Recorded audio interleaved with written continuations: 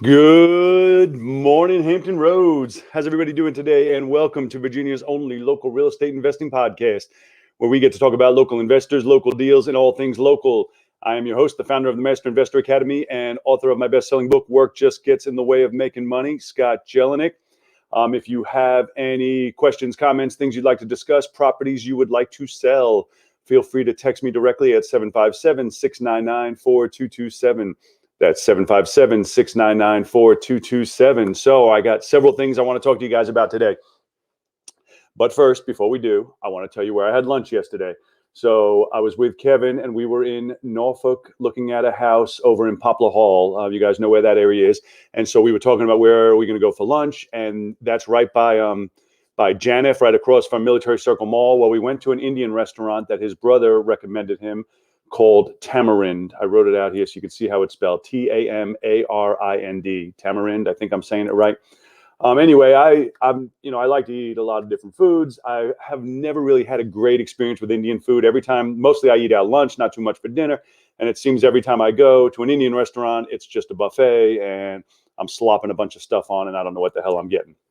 This place was different. It was set up almost like a quick serve type place, almost like a fast food place, so a quick serve restaurant. I don't want to call it fast food because everything was fresh made for us.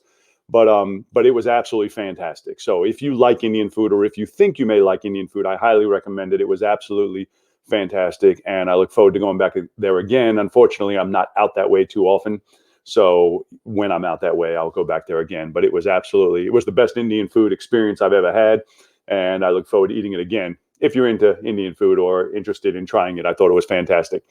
So I got to tell you a couple different things.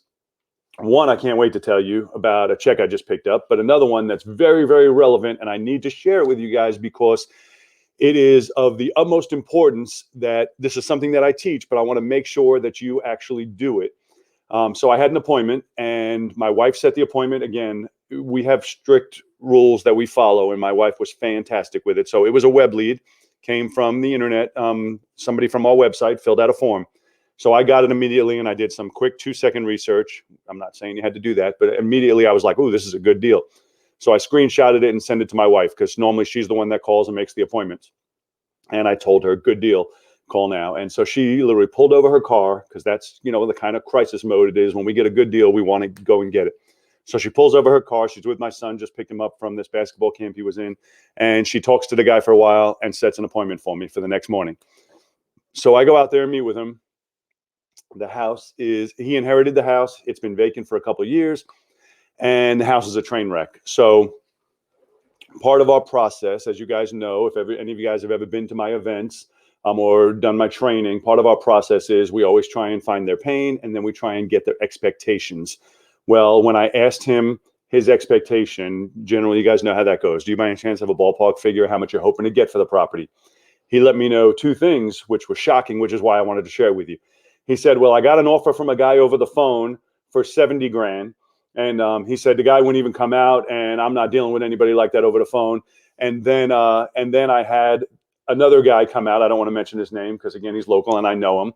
He said I had another guy come out and he spent an hour with me, real nice guy, but then he didn't make me an offer. He said I had to crunch the numbers, which is the big thing I'm always telling people to never do. Anyway, so I said, "Well, I know you didn't want to take that guy's offer over the phone, but do you have an idea of what you would take?" And he says, "Well, if I can get 85, that would be enough for me to pay off, what I need to pay off." So in my head, I'm thinking, I'm jumping up and down. I'm like, 85, this is a smoking deal. But what did I tell him? "No, I don't think we're going to be that high, but I'm already here. So let me figure it out for you. And we'll see how close we can get. I'll do my best to get as close to 85 as I can." So I go to my car, did some more research quickly to make sure everything I had in my head was correct. And I actually ended up giving him 86.2. So I come back out of the car and I tell him, "Hey, good news. Not only was I able to get there, I actually got more than you were asking for." So I give him 86.2. He's ecstatic. He's thrilled. And we end up writing up the paperwork right on the spot. Where I'm going to tell you two different things I want to share with you. One is, why is it so important that, one, we move fast? My wife set the appointment and I went out. It was already in the evening. So I went out first thing the next morning and he commented on that. The second thing is, we never, ever leave a property without making an offer. That's a deal killer. When people say, "Oh, I have to crunch the numbers," a person has a pain, they are going to call another person and another person and another person until someone solves that pain for them, makes that pain go away. And so we always make our offer on the spot. Anyway, so I got the contract that night, got it signed, fantastic deal. I assigned it. I already got it assigned. We're set to close next week for a $41,000 assignment fee. Fantastic. But the kicker is I was the third person he called. And that's why I want to share with you guys. When someone calls you, you need to make sure you take it seriously because, time is of the essence. They have a pain. You need to solve that pain. So don't think, oh, I'm going to meet with them and then I'll dilly-dally and call him back sometime next week. That's not the way it works. If he has a pain, if it's truly a deal, it's going to get sold by somebody who's motivated and makes an offer on the spot. I'll tell you another story. I know I'm rambling. I went on an appointment with one of my coaching students this Monday. It was this Tuesday. And when we got there, the guy actually didn't show up. She texted him, and finally he showed up. He lived right around the corner. And he said, "Oh, I'm sorry. I thought I canceled with you. I had an appointment with a guy Saturday who did a contract on the spot, just like we're talking about, did a contract with me on the spot, and I accepted it. And so she was 3 days behind, but it was a motivated seller. You were able to do a deal on the spot. So it was somebody else who was doing the same type of thing. And that's why I'm sharing it with you guys, because if you're going on appointments, it is critical that you do exactly that. Find their pain, find their motivation, find out their number they're hoping to get. If you're able to make it work, great. If not, you start with that and give them what the real number is, but you do it on the spot. Leave them with paperwork filled out on the spot, not I'll get back to you someday. Okay? All right, that's not even what I wanted to share with you today. What I wanted to share with you is this. So I picked up a check. I just picked up a check for $103,111, right? And this was actually from another slow flip that finally closed. But that's not even all the profit from the deal, which is why I wanted to share with you. This is kind of unique. I say unique, although I have like 4 of them going right now. This is a house that we actually got for free. And so that's why I wanted to share it with you and explain how it went, although this goes back some time. So I bought this house in 2005. So you're talking 16 years ago. I had it contracted originally for about $80,000.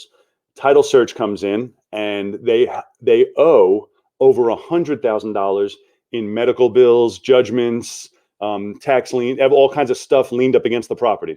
So they couldn't sell it for 80. And even if they did sell it for the 80, they would get 0, right? But they couldn't sell it for 80 because they owed over 100.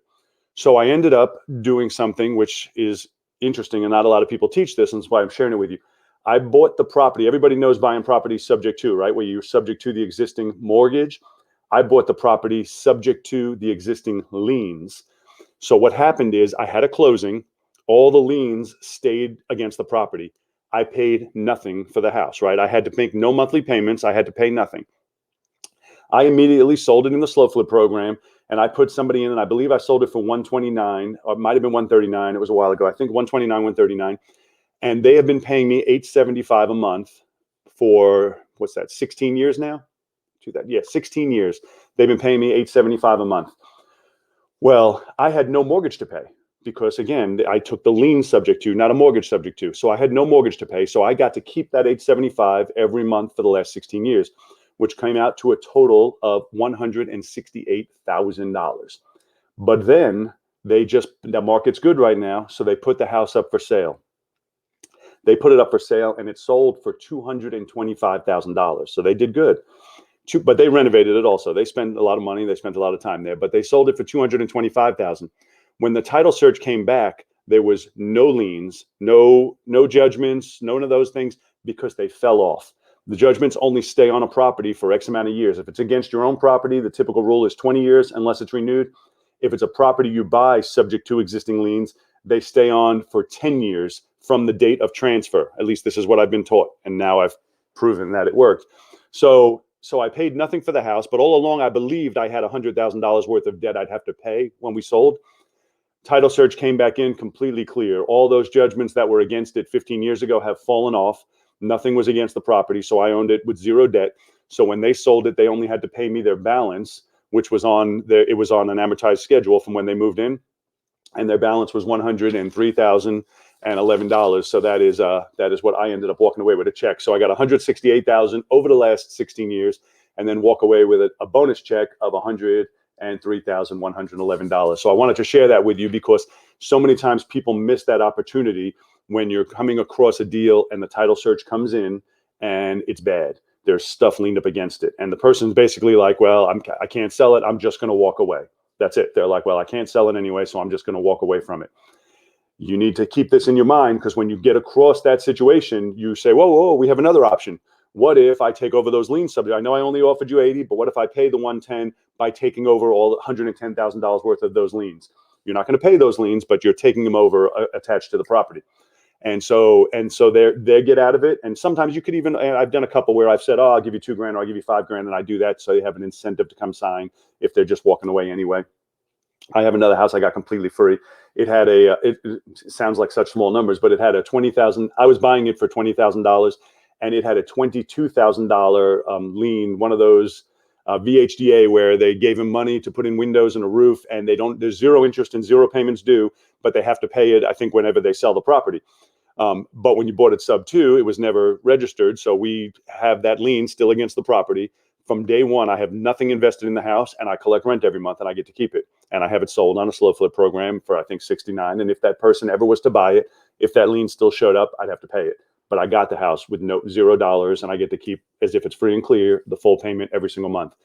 So that's all. These are a couple really good things I wanted to share with you today. One is, make sure when you're on appointment, motivated seller, you make your offer on the spot. Remember, they have a pain and you got to solve that pain. And second is, keep your options open. When you do a title search and it comes in with a bunch of liens, don't just count it as dead. There's ways to work around a lot of things. You got to open your brain and be creative.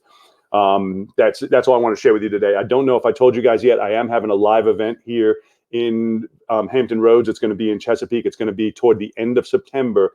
If you guys are interested in attending, you can just go ahead and text me and I'll send you the information, 757-699-4227. Otherwise, I'm sure you'll see it on Facebook or YouTube or the radio or wherever, but you guys obviously are first since you watch or listen.